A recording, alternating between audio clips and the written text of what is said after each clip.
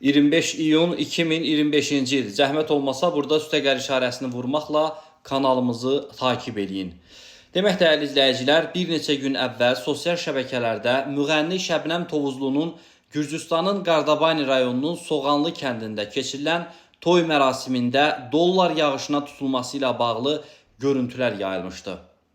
Demək dəyərli izləyicilər, günün səsi info xəbər verir ki, Şəbnəm Tovuzlunu dollar yağışına tutan həmin ailə Ofeliya və Luka ləqəbli oğlu narkotik alverçisi imiş. Videonu görürsünüz paralel.